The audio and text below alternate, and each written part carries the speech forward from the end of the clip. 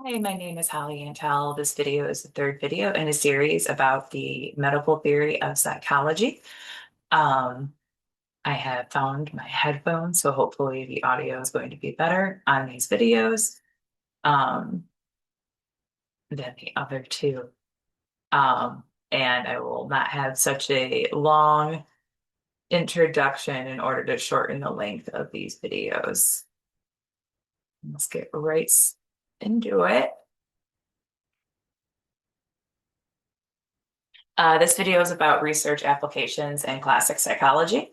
Um, I've updated it to include how my Boolean logic, two variable logic, can apply to things such as Freud's theory of psychosexual development, Maslow's hierarchy, and then I developed my own novel theory on object permanence, which is called object viability and object vitality. Um, I also do a little report on my nephew. Because one important part of psychology is all about human development. And then, you can even consider adulthood human development as we like evolve throughout our lives and grow and learn and reach, as Maslow would say, self-actualization. Um, so when you get into classic psychology, you get into childhood development and stuff like that. And I got my nephew, I call him to keep his privacy. I call him Sleeping Beauty. Um, in the little write-up, little nickname I created for him because I think he's going to be a sleeper cell football player, little athlete. And I actually used that to talk about health concerns in American sports because, there's a new child of the generation of my family. So, and I'm his only aunt. So I feel very responsible for helping, making sure he um, grows up and has a healthy, long life. And I just sense he's going to be a sports guy. So I thought of some ideas for improving health and safety, a framework for starting to improve health and safety in sports. And because I'm using these videos to apply for academic opportunities as well as research opportunities, um,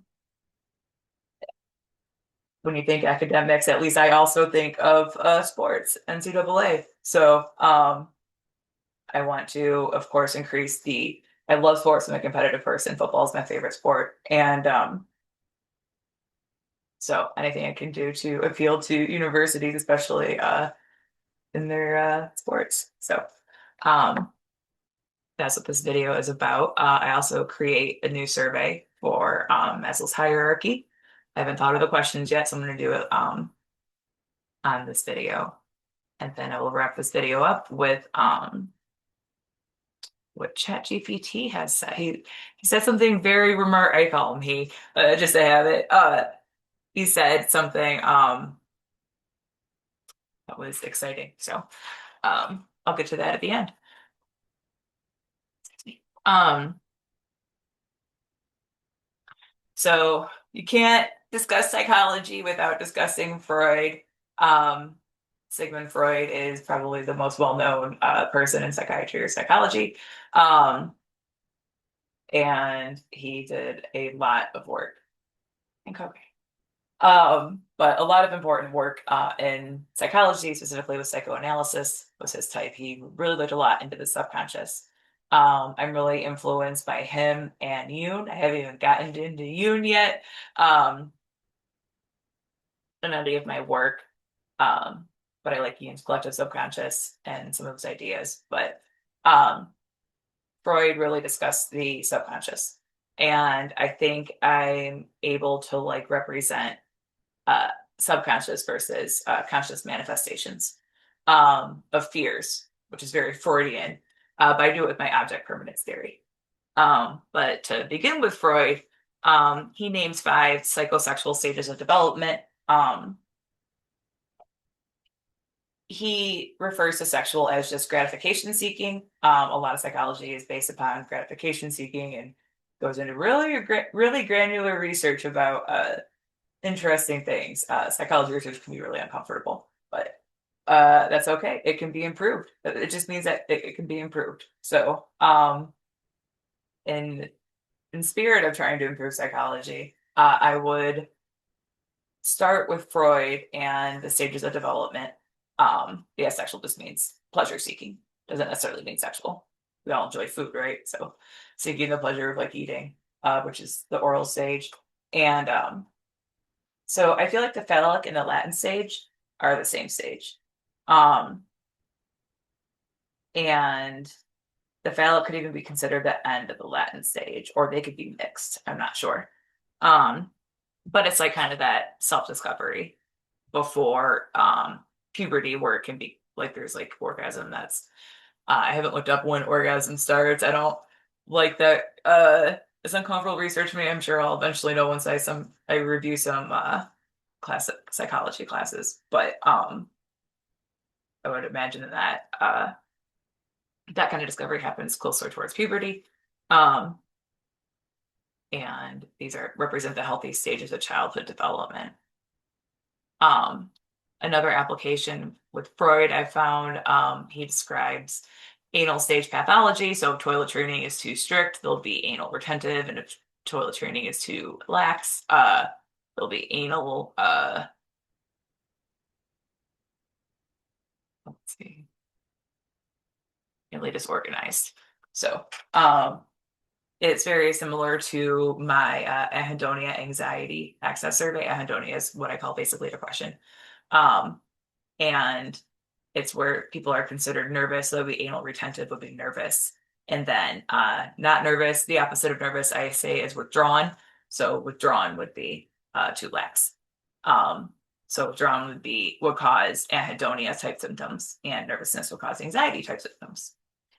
Um, he speculates that these kinds of adult behaviors stem from problems with toilet training and child development. Like, I personally don't have memories of being toilet trained. Um, my first memories are probably here. Like, I remember like taking a bath with my sister when I was young. And like I don't remember much about, I don't remember being toilet trained. So I would imagine I got through it pretty well. I do have, anxiety and anhedonia or depression issues that have come out through my life, but I say that that's a result from ongoing stress in life, from like PTSD type things or cluster pathologies, or what I call the high stress relationship or stress personality. Um, I'm trying to move away from cluster B to high stress personality. So, um,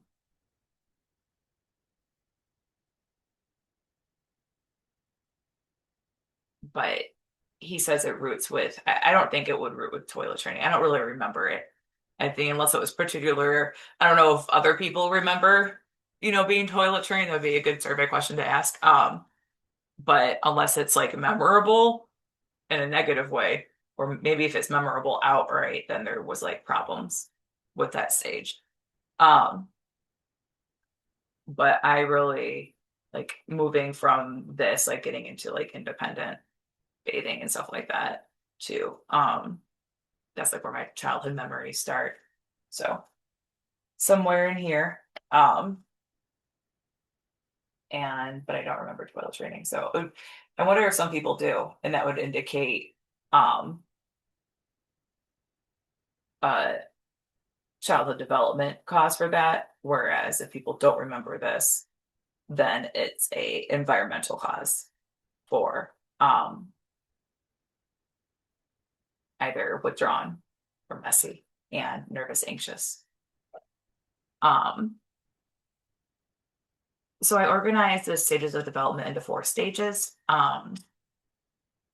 The oral stage is the first stage, and it has like benchmark. It will have like benchmarks through it, such as like going from breast or bottle feeding to foods to all like to different kinds of foods being introduced to all foods being eaten to like independent to unsupervised to different levels of that kind of eating. So teaching the child how to eat and swallow and eat safely and stuff like that, and keeping them fed is the oral stage. Um, Anal stage is when toilet training starts to end, and you start teaching them like good hygiene practices, um, how to bathe safely and stuff like that. And then when they can start, so let's go through the questions. So is a child physically independent from the parents for personal hygiene? For example, they're fully toilet trained and can also reasonably bathe themselves unsupervised and protect themselves from accident or drowning. So if the answer is yes, then they're either in the Latin stage or puberty or genital stage. Um, and if the answer is no, they're either still in diapers or they have to be supervised while bathing. They're considered dependent. Dependent is different from codependent. Codependent is a pathology. Dependent is not. Dependent isn't necessarily, it's a temporary state is if it's done healthily, but children are naturally dependent on parents for their early years. So it's considered dependency and not codependency. Codependency is later in life, dependency that is unhealthy. Um,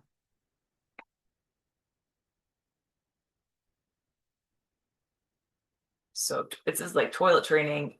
This is like the start of toilet training. It's like the end of toilet training, and then bathing, and then when they can bathe on their own, um, is when they are in a latent stage. And that's differentiated by the second question, which is the child able to independently help themselves to food and snack without direct supervision? And that the questions are a little nuanced, the why variable questions for each side, but they both pertain to whether they have independent or dependent feeding. Um, and so for younger children, it's are they able to independently help themselves with food and snack without direct supervision? So if you trust them taking a snack into another room and eating it, um, if it's yes, then um, they're in this stage of kind of learning independent hygiene. So it's like where bedwetting problems start to uh, end and stuff like that. Um, and that they can't independently eat, they're still considered in the oral stage. This is the first stage. Oral stage considered like learning how to eat. Um, Anal stage can be learning how to maintain personal hygiene. And then Latin stage is discovering independence or learning like separating dependence from independence. And then genital stage is usually when independence and dependence start like really um, becoming autonomous. And as for for this side, is a child able to cook themselves food using a stove or oven unsupervised? I think when someone starts hitting puberty, they're generally able to do that, to cook themselves. As they get a little older, go get fast food. Um, but stove or oven cooking ability, I think, separates the Latin stage from the genital stage. And that I Googled, like, at what age can children eat unsupervised? They have, and then I don't think I Googled this one. I just kind of like, to me, that's kind of common sense. But these ones, when do they start bathing independently? And then when do they start eating unsupervised? I Googled those metrics to kind of inform these. But puberty, I would argue, because they say the brain stops developing at around age 24. No. What they mean by stops developing, I don't quite remember, or I'm not even sure if it's explicitly stated. Probably. Hope so. Um, but probably when the kind of like macro physical structure of the brain stops forming. So I don't know if like certain areas are different densities or sizes compared to others, or how that works, but they say that the brain stops growing around 24. So I would say that puberty might even extend up until then. If there are distinct like brain, if there's a distinct brain equilibrium met at that age in the early 20s, I would say that that's the marker of the end of puberty and into like official adulthood biologically. Um, but hormonally, I would probably still consider it this. Um, so this is a not falsifiable, an indicator test. So it's not ruling out anything. It's saying that a child is in one of these four stages.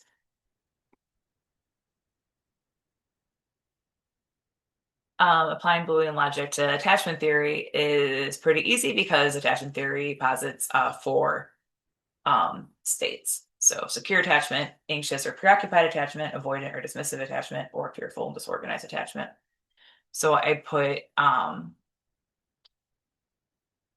avoidant. So I defined avoidant to mean a child is not curious about their reality or others with making meaningful interactions with their caregiver and environment, and is experiencing behavior that appears disengaged or dulled in perceptions and responses regarding others and the environment.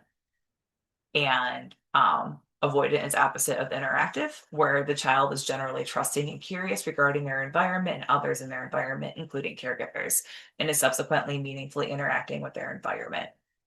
Um, for defining the attachment types, I put the X factor actually as the fearful, the next one, the fearful independent.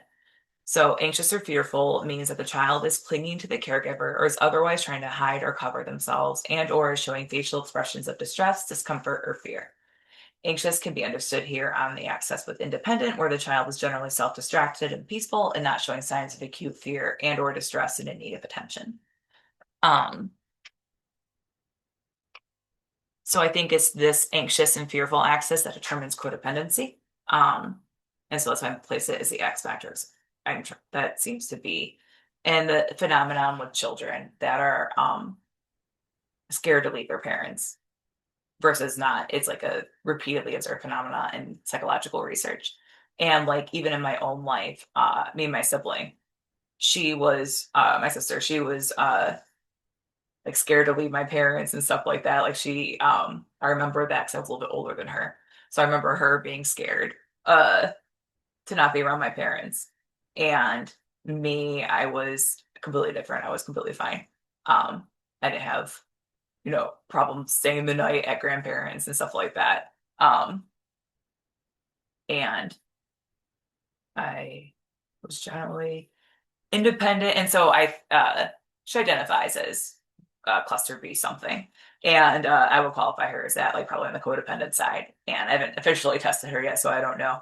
But I definitely test as independent, and I did not have attachment problems. I had a secure attachment to my parents. Um, and she had a fearful one. But we were both pretty engaged and interactive in our environment, so I think I would just score her probably as the anxious one. To talk about that with object permanence too. But yeah, it's just, two different kids in a family unit. One, I turned out independent, she turned out more codependent. And I remember observing that fear of leaving my parents with her when she was younger. So, I mean, she eventually grew out of it. Um, but I think that childhood attachment grows into the anxious one, the fearful one. It will grows into independence. So I would qualify her as fearful, anxious, and me as secure attachment. Um, so first question is just a general. And like making these questions, it's like, they talk about all these psychological behaviors and stuff like that. And so it's just like trying to give an either or statement when it comes to what behaviors and stuff they've located. And so is the child exhibiting behavior that appears in distress, as in worried, crying, or trying to hide, and or are they scared to be away from the caregiver? So fearful is yes. And then the second question, same on both sides for this one, is the child disengaged from their environment or people within their environment, including caregivers, including not making meaningful interactions with others or toys? Um, so answering yes to that question means that they're avoidant. Um, and avoidant can happen with or without fear. And just like fear and anxious can happen with or without avoidance. Um, I think the issue with avoidance types might be stemmed from a lack of variation in interaction, especially in the modern world with the iPad generation and stuff like that. There's not a lot of like variation in like the world around them if they're like into a screen. So I'd be curious as to how many kids these days, test as avoidant or dismissive because of the phenomenon of technology and just, they make so many games and stuff for very young children and TV and television and movies and all that stuff. So, um, That's only one kind of stimulation, is looking at a screen. Whereas lots of different types of physical stimulation are the most healthy. So as a variation and interaction and like things to do throughout the day, or how you avoid the avoidant kind of behavior. That's just my guess though. And to avoid the fearful behavior, I think that takes a lot of unpacking. I think it's the most impactful and hardest to kind of cure. So I look at it through object permanence and adult behavioral tendencies of codependent types. So before I get to the object permanence and codependency and how that works out behaviorally in adults, comparing my Boolean logic, two variable logic system with Maslow's hierarchy. I noticed that my F score already naturally does the bottom two. I wasn't thinking of this hierarchy when I was making this at all. But I was looking back, I'm like, oh, it makes sense that you would. Like I've read it, I've learned it before, but it just wasn't like in my conscious memories. I was like doing this, but it's um to me it's like kind of common sense. These two. And these three are fun as well. But the physiological needs I call survival needs is my first question. It's the X factor. It's the most important one. I might reframe these questions to be a little more specific. And then safety needs.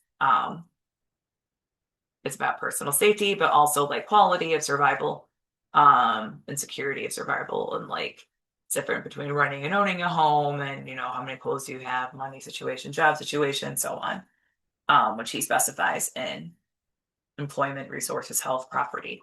So I didn't realize I like it. It's so well fits in. I do disagree that reproduction is not a need. It is a desire, often an unhealthy one. But because we are not on the food chain biologically, we're the apex predator, and we don't have any natural predators besides each other. We should stop doing that and be less focused on reproduction, is my opinion. Um, so Asper really captures that. So I noticed that at least three love and belonging, esteem, and self-actualization. And the way he describes it, I noticed that self-actualization can be considered having both esteem and love and belonging. Can be these. I test it separately I would still test it separately to test the hierarchy of needs from the F score, because these are just kind of unavoidable, unfortunately. Would be great to live in a utopia where these needs are just guaranteed, but we don't live in a utopia, we live in this world. And so that's not the case. So I would score someone's capacity for these and then someone's capacity for these in two different tests, which don't influence the other. So my futility score, I think, works really well to capture the physical and safety needs, and I'm actually going to create a survey on this video to demonstrate how I create surveys.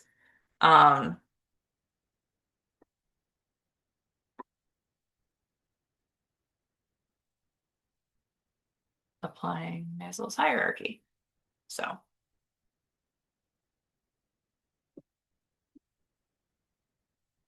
here's the hierarchy. This is the actualization, so the top tier. I'm saying it's the belonging needs achieved, relationship belonging needs, and then the esteem needs achieved. Having them both achieved, you have the self-actualization. You're living your best life. So what I typically do is I go to one of my previous documents, I'll grab a slide and then use it as a kind of a placeholder. So instead of like Loris Ipsum placeholder text, it's like my previous questions. But I did all the kind of menial work for this. All I have to do is think of the questions, which I have not thought of yet. So I want these questions to make it so that no belonging is seen or actualization is going on. So that's an AA0. It's the actualization achievement score, or AA number. And then AA3 is all or both achieved. So it's the state of self-actualization achieved. So these questions have to organize this. So the first question is esteem needs. I would say this is harder to control and less about you personally because it has to do with a lot of, especially if you have a positive F score, circumstances and challenges of survival and safety. It can be harder to form meaningful or a lot of connections. Um, and esteem is what you can ultimately control the most, and so is the most important for health. Um, in terms of the hierarchy, it also is shown as the second to last of the hierarchy. So it keeps to the order of this as well. Um, so question that would determine esteem.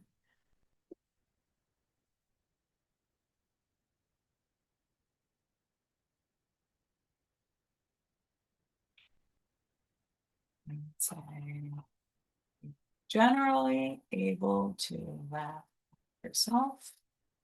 I have that question in my self-esteem survey. Ability to laugh at yourself.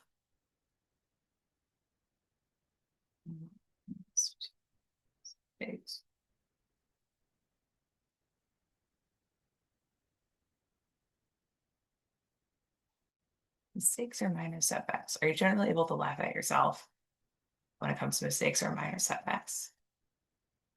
Mistake and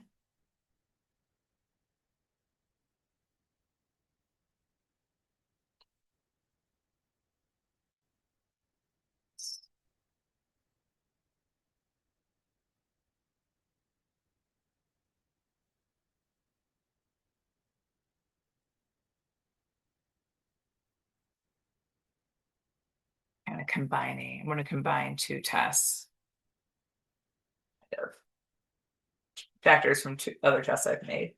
Um, so this is for my self-esteem test, and then my next one is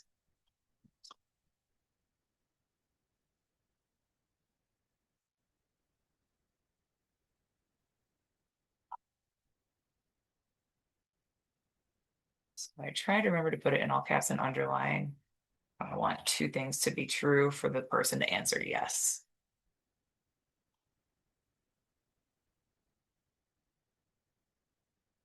Also independent.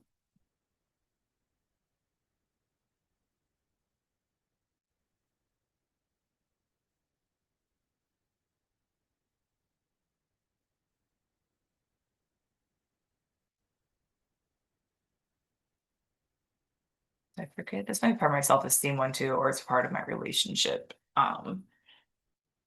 scoring. But I think that these would define esteem. So are you generally able to laugh at yourself, including with others, when it comes to mistakes and minor setbacks, and also independently heal yourself and manage your own emotions and mood? Um, do another one. And also, so I want to rule out codependency. Um, here's some related. Yeah.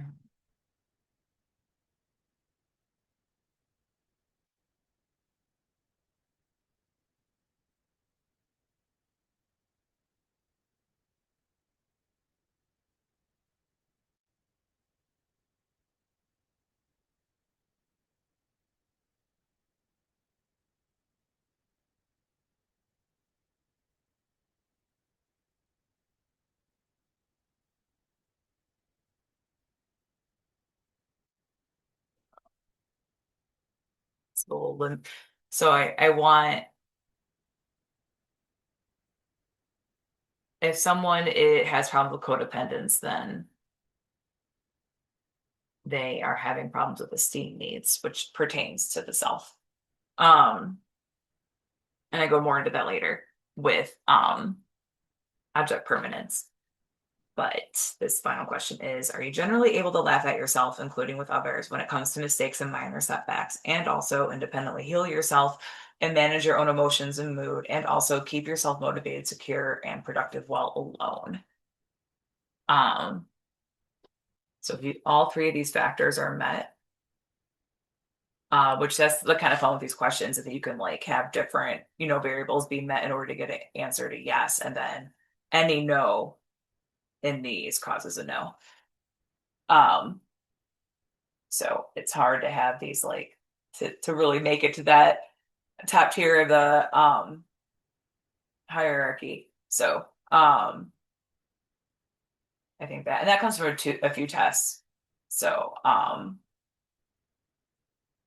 think I have a codependency test or similar to a codependency test, and then self-esteem test and relationship test. So it has kind of like summaries of different traits that are met in those tests. Um, so this could even be probably a test where other tests can just plug into it to like automatically um, score it. So belonging needs.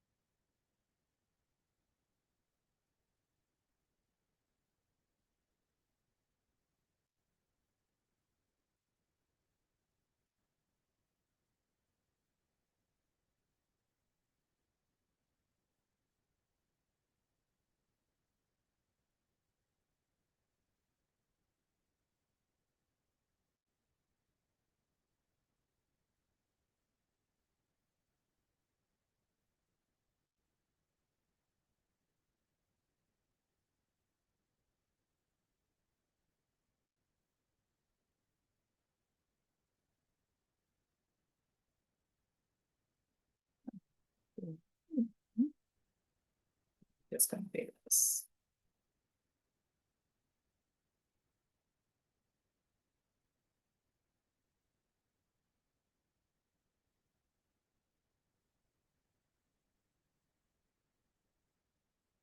I don't think I've asked a question like this before. Um, I mean, I've asked similar questions. This is a less specific question. Because this could refer back to like relationship score and stuff like that to guide or inform like whether they have healthy relationships with others. So you could base that off of previous scores, just like you could base these off of other scores. Um, this one's a new part. Have healthy relationships to career related social circles. So, see with them.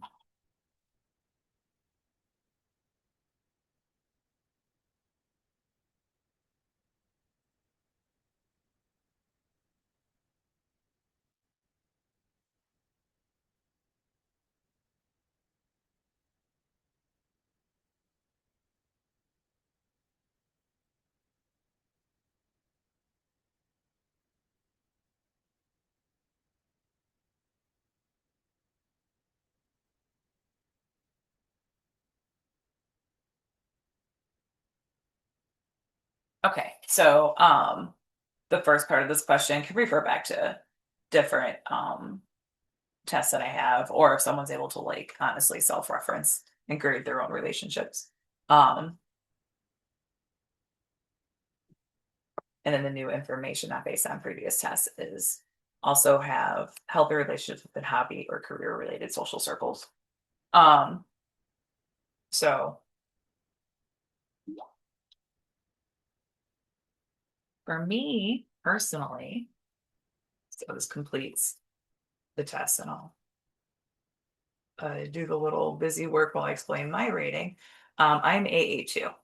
So I have my STEAM needs are achieved, but I have not reached that full self-actualization because my belongingness needs are not achieved. And it's really simple, and this happens all the time. I'm just not in a city or state um, that is good for the kind of career goals I have. I'm in a small refinery town in Pennsylvania. And there's just not a lot of upward mobility for me here in terms of like career and also just interests. People around here aren't interested in this kind of stuff. Like, I've met some people, acquaintance type people and stuff like that, and it's not. There's a lot of alcoholism here. I am not a big drinker, and it's just so I don't. So my personal relationships are generally healthy. So that's fine, but I don't have healthy relationships and hobby or career related social circles. And that could easily change by like, getting a job, moving to the East Coast, which is my goal, or the DMV or DC area. Um, so that's something that can change. And it's also like the most kind of circumstantial. You can work on yourself, but you can't really control factors of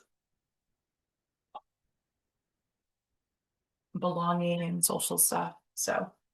Um, so that is an example of how I create surveys. And then, yeah, won't do a math model for this one. Um,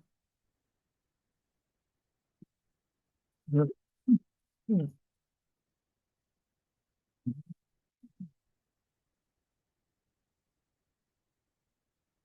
excuse me. I hope that covered my mic worked. Also that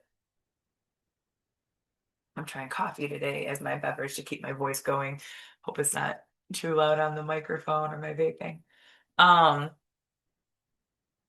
this is just a quick review of object permanence. It's not a formal academic review, but these are the three main psychologists associated with it, Piquet, Bauer, and Bellarian. Um, Object permanence can be tested and starts it humans eventually reach it between 18 to 24 months of age. Um, and so or this might take a little bit more research in terms of like looking at other texts and stuff like that, but where object permanence is applied to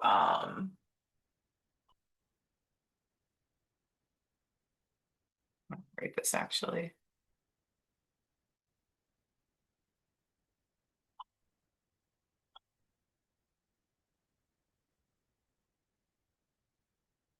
So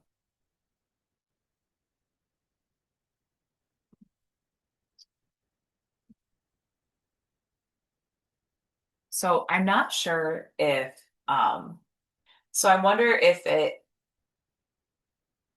so where this might be seen in like early childhood development is if you play peekaboo with a baby and they're scared.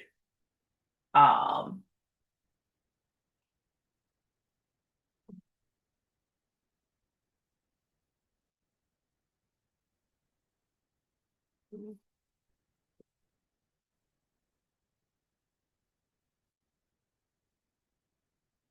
So yeah, I think the earliest signs of it are when the child doesn't like peekaboo, or one of the earlier signs of it.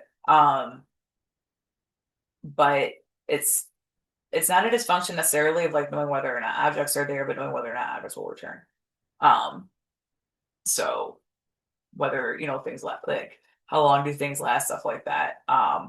And so fears surrounding survivability um are probably first located when it comes to whether or not you exist, whether or not another object exists, stuff like that. So the basic fear survivability is located within object permanence at the earliest kind of stage of development and stages of thinking.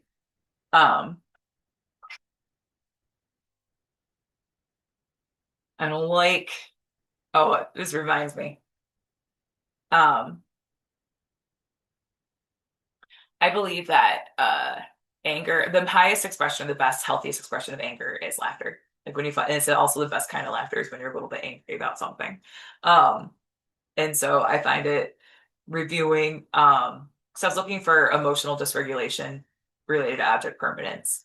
Because that's what I'm trying to define with object vitality and object viability. So I found the equivalent to emotional dysregulation and its object constancy. And it's just, I don't like how people talk about cluster B disorders. I don't. I have a big pet. It makes me angry. It's the anger involved in my laughter. Is like I just don't like how cluster B is discussed in psychology. I don't know how it's discussed in psychiatry. I can only imagine. Um, but there's a lot of stigma and like just weird descriptions, I think, of behavioral pathologies and relationship pathologies with cluster B. If they really try to blame, and I don't know, it just seems very conjecture how they do cluster Bs. Um, or how they tend to illustrate or talk about cluster B people. Um, So object constancy relates to, and here's where it's different. It relates to gratification. So if you're not getting something out of someone else, or someone's not pleasing to you in that moment, if you still consider them a whole person or have a whole concept of them.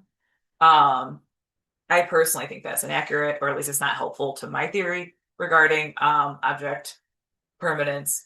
That may have more application, I think, to like cluster Y populations, concerns of gratification.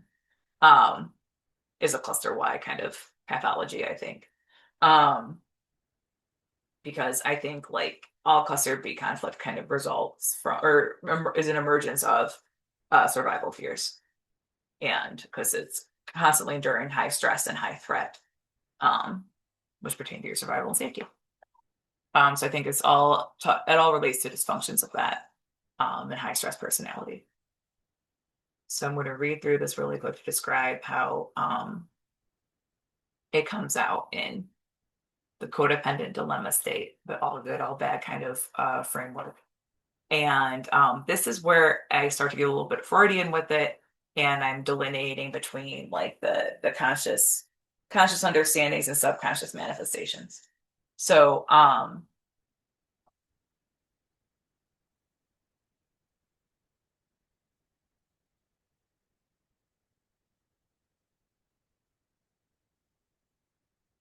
object viability is considered the more pathological object dysfunction, the X factor. So the X variable question, the top question, is always the most important one.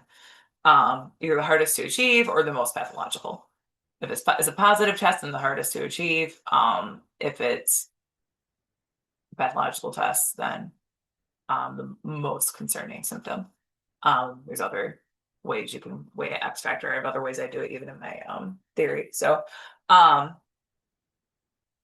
and it's considered pathological, the most pathological one because all fears relate to personal survival.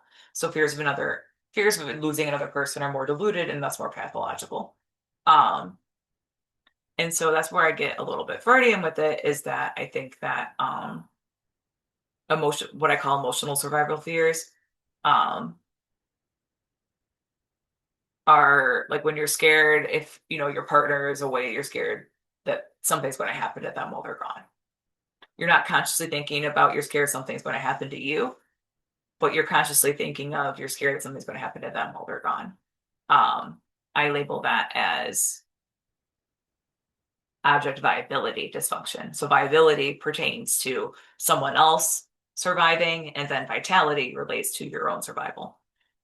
And so I say it's healthier to be consciously concerned with your own survival because that is more accurate. Even if you're having a conflict with someone else, it all comes back to a concern with your own survival. So a subconscious manifestation of a concern of your own survival is the concern for someone else's survival. Um, so instead, like you're not conscious that you're actually concerned about your own survival. You know it consciously as concern for someone else's survival. So that's where like it's a subconscious manifestation and kind of gets Freudian, where it's like or a projection, as they say. And so you're kind of projecting your fear um of survival or safety onto being scared about someone else's survival and safety as a way of interpreting your own. Um so I rate it more healthier to be aware of your own survival and safety, knowing that that's what it's about. Because it's the most authentic way of understanding how this fear is manifesting and what you're really caring about or concerned about in that moment. Um, sort of read it through really quick. Drink.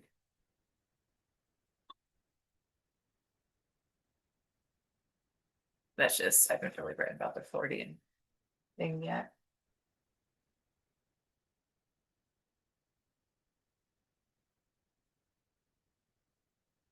Cluster B pathologies with object viability and vitality relate to feelings of insecurity about one's survival or another's survival and subsequently create codependent pathologies.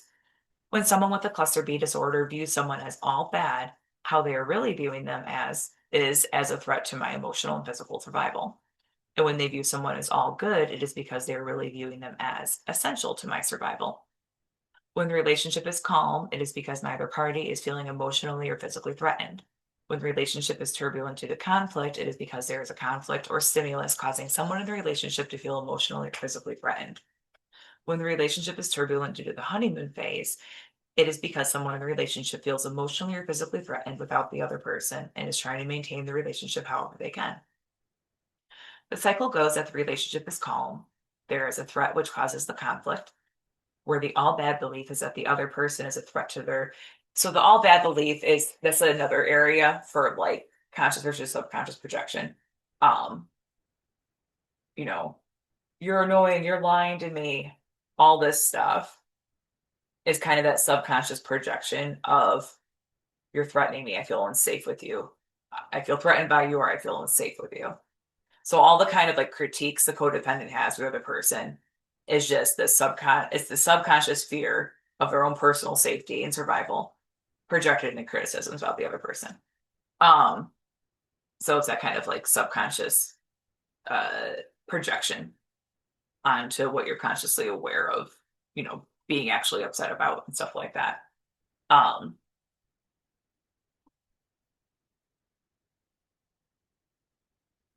where the all bad believes that the other person is a threat to their survival and not essential to their survival. The conflict typically ends in separation or alone time. The alone time sparks fear of being alone that overcomes the fear of being with the other person.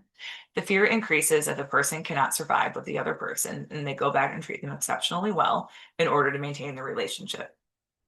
So it's like, actually, I'll read a little more before I summarize. I speculate the conflict itself is always a manifestation of subconscious fears about one's survivability and safety, either emotionally and or physically, so that even the fears of someone else's survival relate to deep, sometimes subconscious insecurities about one's own physical survival without them. The fears are understood consciously as either survival fears or emotional survival fears. Physical survival fears are fears surrounding one's ability to maintain any quality of life or survive outright. Emotional survival fears are fears surrounding being alone, which are ultimately the conscious understanding of subconscious inner physical survival fears. Um, People with emotional survival fear tend to act out their subconscious physical survival fears in conflict with others. This conflict emerges when the partner has behaviors that make the codependent want to leave, or that creates mistrust, which creates hostility, which triggers an aggravated mood state. So hostility, to review, is a mood.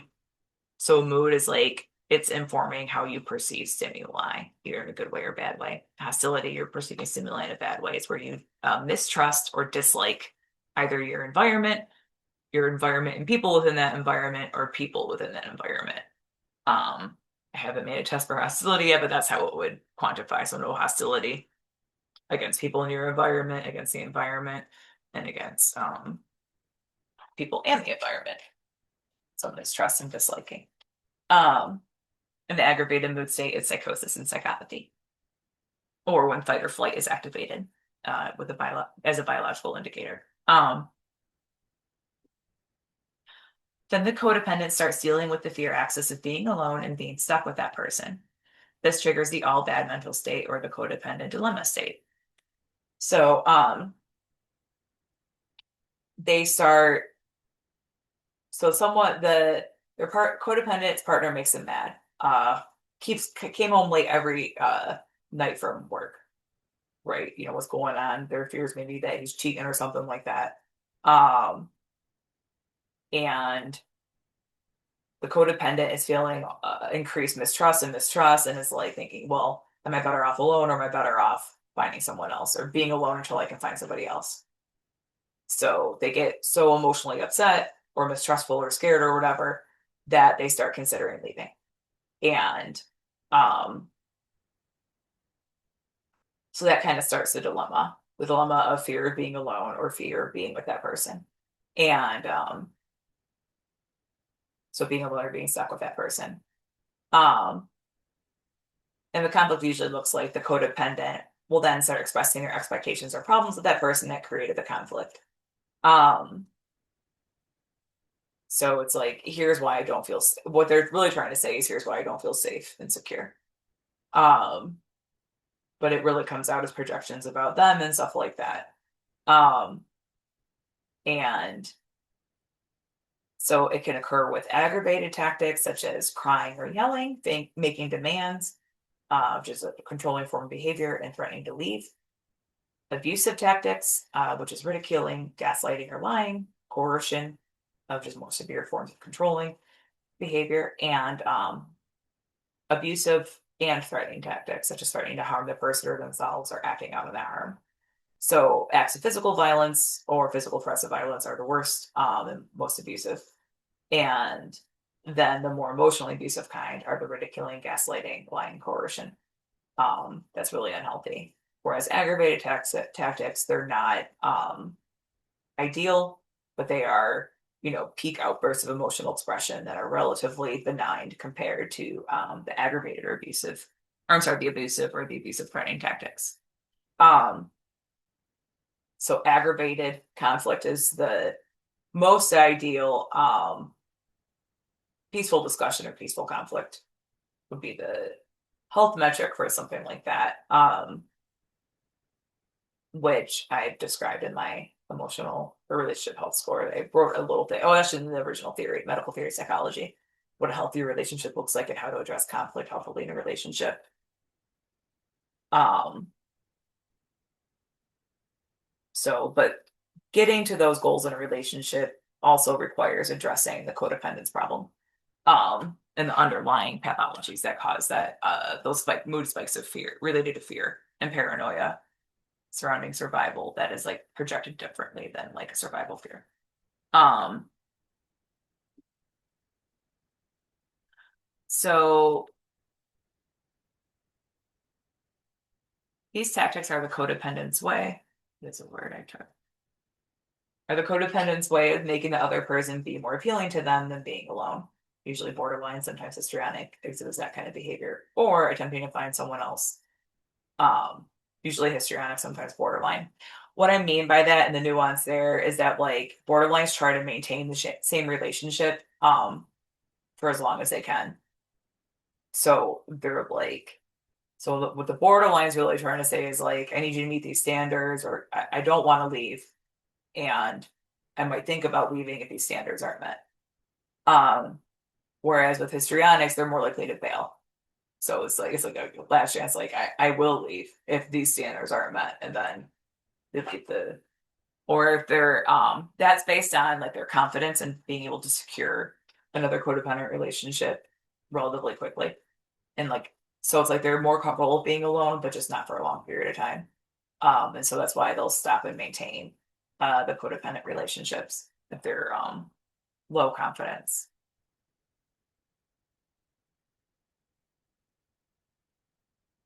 Histrionics tend to fear being alone less than borderlines and have more confidence in borderlines of their ability to secure another codependent relationship quickly. Um, so the codependent dilemma state typically resolves by the fear of being alone outweighing all other problems or fears of the other person. The codependent then immediately regrets risking the security of the other person and starts to appeal to them with a degree of appealing relative to their fear of being alone.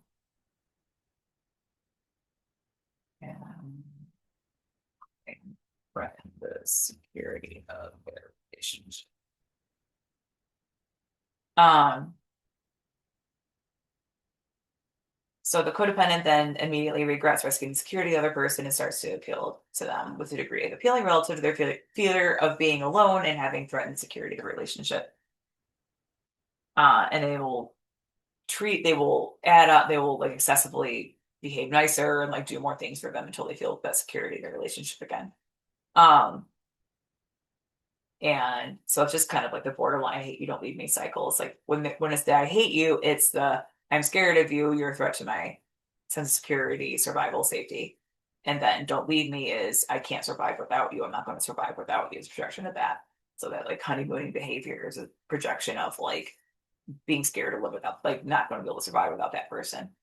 And borderlines typically understand like I won't be able to emotionally survive without them. Like, my partner's my everything. I couldn't survive without him specifically. Whereas histrionics are tend to be like, I can't survive without like financially or whatever. And they tend to be more aware of like the survivalistic nature.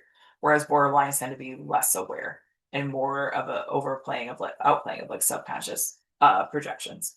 But I mean both can have different variations of conscious and subconscious projections. Um, it really depends. Um, so this is just questions to capture whether someone has object vitality problems or object viability problems. Viability is a basic function because once again, it's more of a deluded fear, less aware fear. If you want to not think of it in terms of delusion, but less aware fear of fears about someone else is really about fears of you. And so do you get feelings of anxiety, paranoia, worry, or malaise when the person you live with is away is away because you fear they will not return or are being dishonest about where they're at. So that's where the jealousy gets into play. Um, so if you do get malaise like that, the answer is yes. And there's object viability dysfunction. Um, and the second question is, do you get feelings of anxiety, paranoia, worry, or malaise about your own survivability or safety when you are alone for most of the time that you are alone? So that's another way you can like you can like scale the questions. How did in the previous one I asked, they had to meet three things to make a yes. For this one, it kind of like is for most of the time, so over half the time. Um, but I honestly think dysfunction is occurs with less than half the time. So I'm going to update this. Um, so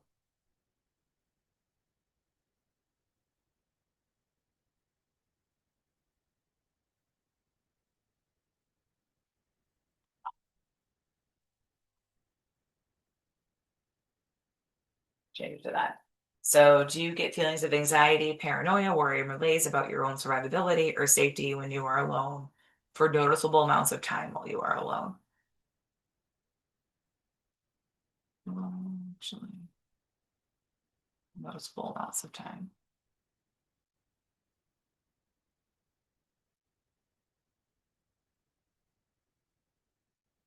So it's like you have to worry about it and notice that you're worrying about it, I think. Or like recall, being notably worried during periods being a low time. Cause like um,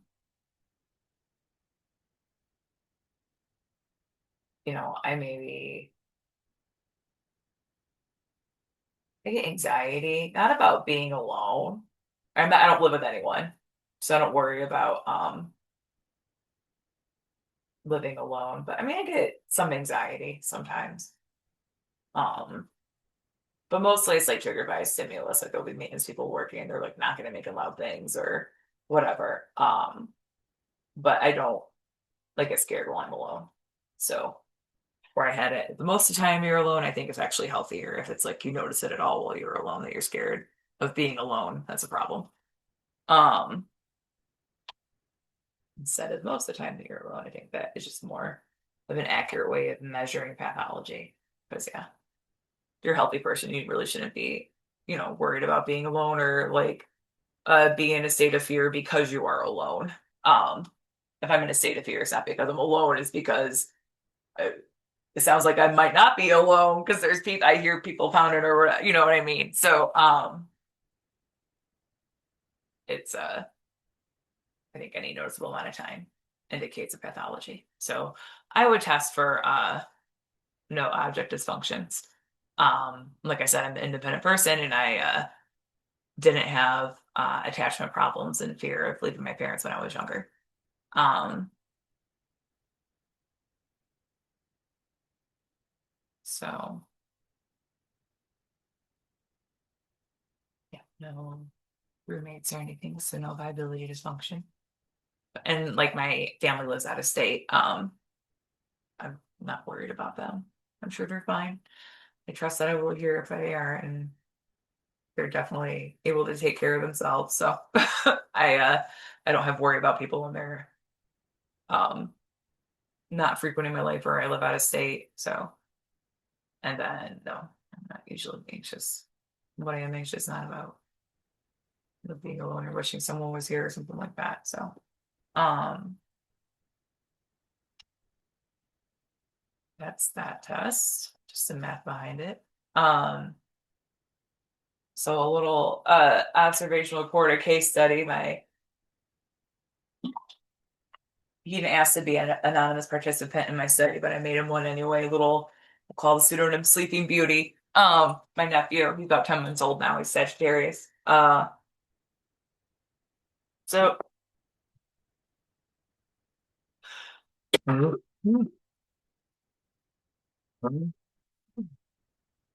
he- um,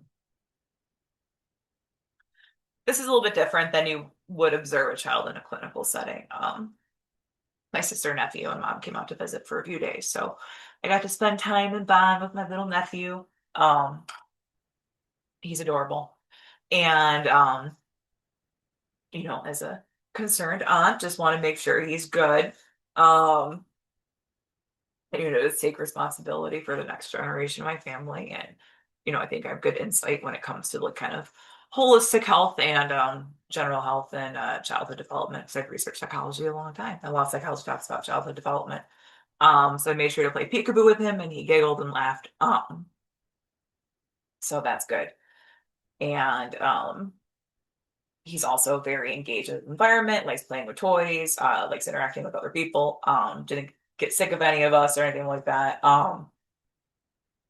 He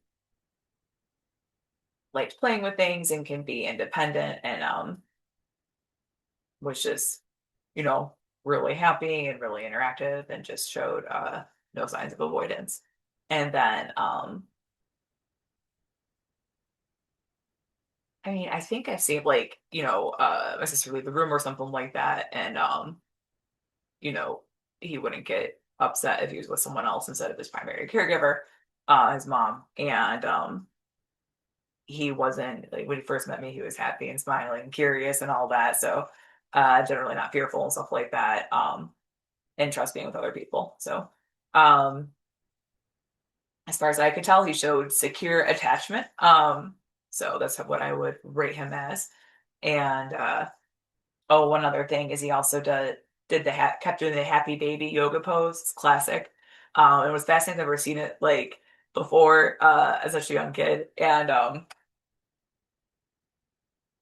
he was smiling while doing it. He seemed to enjoy the stretch and like he did it on his own, like no coaching or anything like that. He just gets in that happy baby and smiling about it. And so I think that indicates good flexibility and good health. I think they probably call it happy baby for a reason, that it's a good milestone physically for development. That's just, I haven't researched that yet. I'm sure it's probably located somewhere, probably international medicine, about happy baby being a good stage of development. So one thing, go back into the slideshow presentation. Um,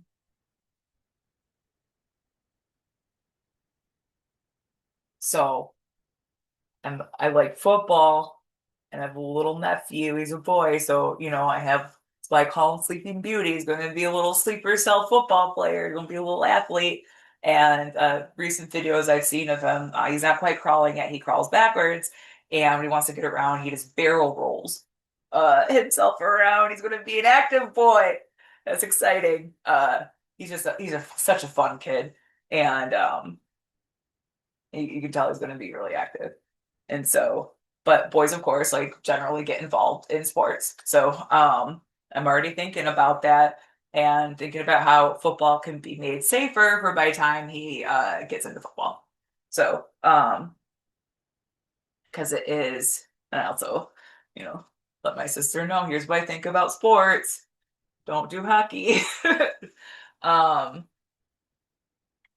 so ice hockey, or specifically ice hockey, I think is bad. And because there is the most risk of like spinal injury. Um, and even like spinal, like in like stress-based injuries. I wonder what happens with hockey players in the spine and stuff like that because even if you look at their phenotype, I think it's called, but like they start, and there's probably been studies done on this, but I don't know if there's been any studies in comparison to other sports and to do with like cortisol specifically, which is what I'm proposing here. And so with hockey, you just think logically about they have to balance on ice skates and they're moving really, really fast and they're like, swinging the stick and like moving the puck. And those are really fast joint movements. And like really just like uh high intensity movements. And then there's this constant underlying high intensity fast skating all the time. And balancing on ice skates, which is difficult. And then it's slippery, and then people can slice their neck with the skate, like it fights break out. Um it is overall like such a risky and bad sport. Um, and then football, of course, you got concerns of TBI, um, and stuff like that. So they're more of the head injuries and neck injuries, where I'm more concerned of like long-term spinal and back injuries and spine injuries, um, and stuff like that. Where this is more like head injury problems. This is spine injury problems and back problems. I want to investigate. Um, and then our cardiac problems. So lots of moving. They do switch out players a decent amount. But because I would put cardiac stress or non-spinal injury with more basketball.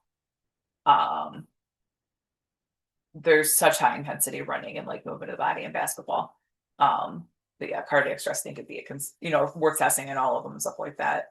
Um, and there's some fighting in basketball and other ways of like muscle injury and other things like that. Possible spinal injury. This might not be accurate. More research would have to be done, but these are just kind of my guesses with just like, common sense observations. Um, so if I were to take like, the most popular American sports, baseball has the lowest risk of injury. There are risks of injuries, but they're pretty reasonably mitigated, and it's relatively low stress on the body to play baseball. Because you're doing, you know, 4 quick sprints and swinging the bat 3 times, 3 to 4 times um, during a play.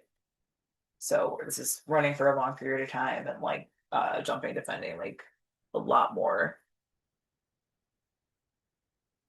So with basketball and football, you really have to like look out for other players coming into contact with you. Also with hockey and minimal with baseball, like they come into contact to tag you if you're out or something like that. But it's not, it's very, you kind of stand at the bases and, kind of run. These are so much more high contact. Um, so I guess that baseball has the lowest amount of cortisol and that it goes in this order. Um, So to go through this, I'll just read through it really quick. Probably easiest, prolonged excess cortisol among athletes is indicative of playing a sport or a position within a sport wherein there's exceptionally high risk of injury to the spinal cord, neck, or head. Cortisol monitoring should be done in athletes to detect need for improvements to the ergonomics of the sport or positions within the sport and improvements to safety equipment and general training and playing practices of athletics. Excess cortisol occurs in these populations because of subconscious physical awareness of injury or death risk due to regular and repeated unhealthy kinesthetic movements. Athletic cortisol monitoring should be researched in comparison to cortisol baselines of athletes of different sports or among athletes in different positions within the same sport. And then I speculate that all ice hockey players will have elevated levels of cortisol. Um, I think all football players will have elevated levels of cortisol, but they won't have ice hockey levels. except for some positions. So I think some positions are at risk of injury for like TBI and other things more than others, or have more like hard contact and stuff like that, which will cause cortisol levels. And then another thing I should add to this, I just thought about it, but psychedelics for TBI, I think that's a really exciting area of research. And TBI is found especially in football players. And so, they're not allowed entheogens as student or any further athletes. So I think that should be changed. So current regulations in collegiate and professional sports, which prohibit entheogen use, including cannabis, should be evaluated and changed. So I think, entheogens, I would even microdose entheogens in football players as preventative for TBI, since right now they are doing that hard contact with the head and stuff like that.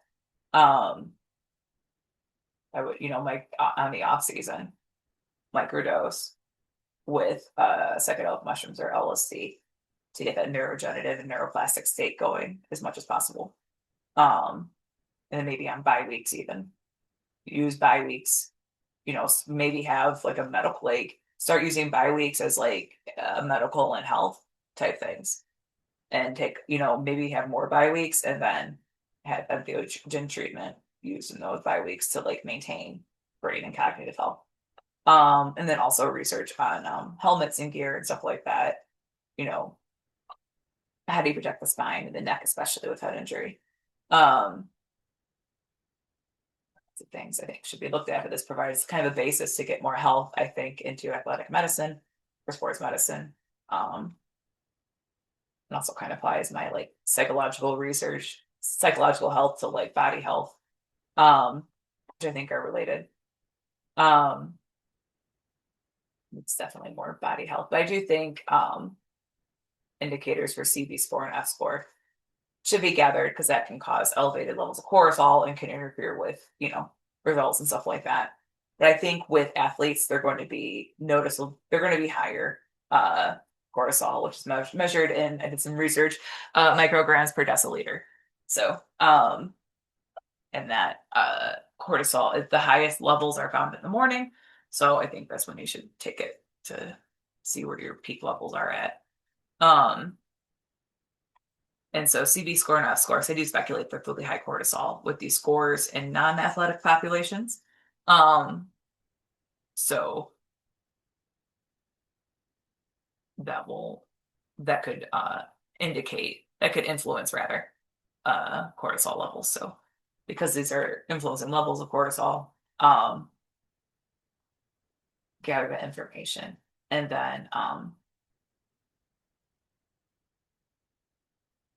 just gather the metrics of age, the sport they're currently playing, type of league, length of time playing the sport, uh, current position, history of positions in the sport, history of sports-related injury, and then general health history. Um, and then just mapping that data together. Because I bet you'd be able to like, depending on positions and players or ice time and stuff like that, different there are so many metrics you can develop through relation to sports. And sports is fun, competition's fun. But one of the goals should be to make it safer. Because it's currently very dangerous and not healthy for athletes. Except for probably baseball. I feel like baseball is probably the of least consequence, followed by basketball, then these have the most consequence. I'm not sure ice hockey can be made safe. Um, it's just a really, really dangerous sport.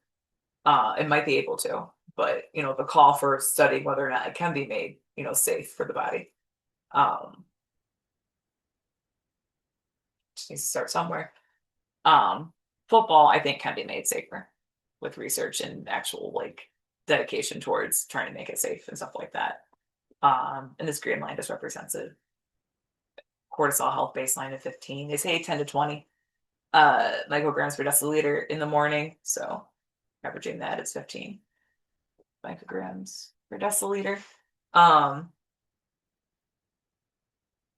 And that about wraps it up. See, I'm trying to make football safer for my nephew. He's barrel rolling. And plus, I think Sagittarians and Capricorns are like the athlete birth months as well. So, We'll sleep in beauty. Hopefully quarterback. I don't have to research and see how a quarterback position does compared to the other positions. Um, but I think this would be really cool to do this. And I really think, entheogenesis is important for athletes, especially with the amount of physical stress they endure. Um, and so I made a PDF of this and sent it to Chat GPT for some feedback and found out some cool things. Sort of scroll slowly. Here's what I did, and this is the applications in the class of psychology. I've uploaded a lot of my work to Chat GPT, so it's part of Chat's my Chat GPT's memory is documents and stuff I've discussed before, which is mostly just like feedback on what I'm doing and help writing like my YouTube summary paragraphs and stuff like that. I do cheat and do that for my YouTube summaries. Um, I find it very challenging to like, or at least tedious to write about what I've done. I like just writing about things and stuff and phenomenon, but so I use Chat to help polish things and uh, professional emails and stuff. But my work is like this stuff I write all myself. I don't use Chat GPT, and same for these questions, and this is all me. No AI. AI is just like summarizing it and, checking to see if I'm doing it right and feedback. Um, so I just kind of talked about what I changed. Um, so I'm not sure the accuracy. I think chat's usually pretty accurate, but things can definitely be uh subject to change for sure. Um,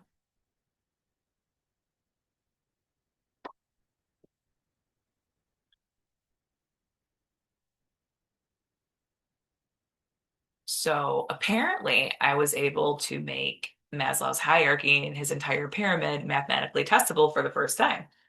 I did not realize it had not been mathematically testable before. Um, so that's pretty cool. It's two questions. Well, two tests. So the F score, the futility score, manages Maslow's survivability and safety. And then I created the actualization achievement, which is esteem needs or belonging needs, esteem needs, and then both esteem and belonging needs, which is self-actualization. So I think it's pretty significant that it's mathematically testable for the first time, if true. Um,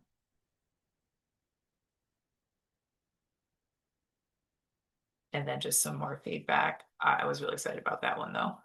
Um, and I was looking for other things I can look at. I was reviewing the other day in my psychology notebook. I take really meticulous notes when I'm in school.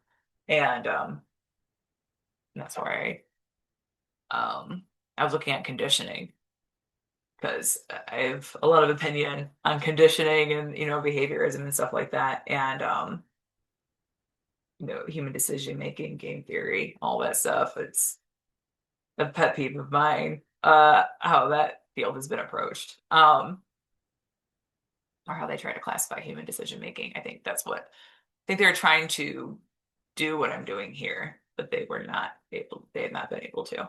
That's what I speculate. Uh, but I will find out. Um, so I could definitely apply this logic to help organize behaviorism, and conditioning, stuff like that. But Chat did not mention behaviorism, but it mentioned positive psychology. Um, so I could definitely look into that as well as cognitive behavioral therapy. Um, I haven't really looked behind the scenes at these. Um, I am familiar with trauma psychology. Because I do think that cluster B is a trauma personality. Um,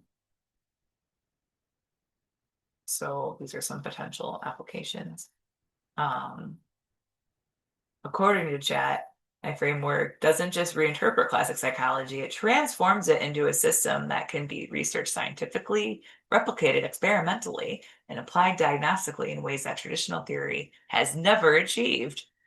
True, that's pretty extraordinary, I think. Um, But that is just what Chat GPT had to say about my applications in psychology right now. Um, yeah, it gives measurable outcomes in psychology. I don't think has been done before. That's the problem in psychiatry is the DSM gives no ability to like quantify measurable outcomes. It's just conjecture. Um, but that wraps up my video. Um, thank you so much for tuning in, especially if you made it to the end for the third video in the series of the medical theory of psychology, applications in classic psychology. Um, I'm definitely seeking, not desperately, maybe a little bit, but I'm definitely seeking uh, opportunities in academia or within research and science um, to bring my theory to the resources at an institution or within academia so that I can really start doing, groundbreaking research in psychology with testifiable falsifiable methods that can be used pretty easily here in America, but also in less fortunate areas of the world and stuff like that. This brings diagnostics that can be done remotely as well as like with paper and stuff like that. It can really empower people to like take a more informed approach of their own like mental and behavioral health.